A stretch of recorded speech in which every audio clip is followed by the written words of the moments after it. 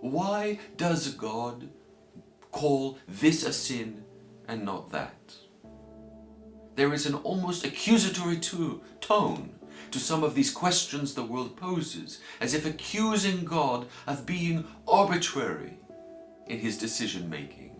As if God says, I choose to love this and hate that, to command this but to demand that one not do that, to call this a virtue and call that a sin.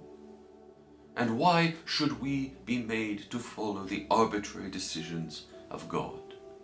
One hears these kinds of questions, they are really more accusations, as I say, all the time. And this is good evidence of failing to understand what sin is at a deeper level.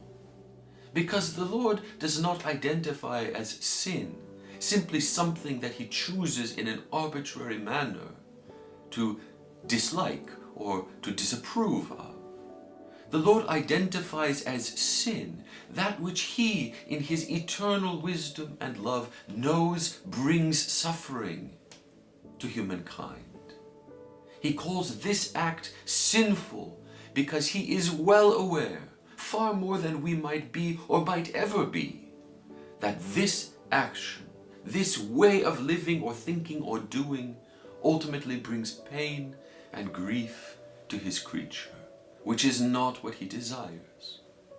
And he identifies as a virtue, as a good, those things which, even beyond our understanding, may lead us to joy. This is why some of the virtues strike us as difficult in Christian life. Humility, patience can sometimes be very painful things. And in our weak understanding, we may wonder why the suffering that they entail, or the pain that they entail, might in fact be a good.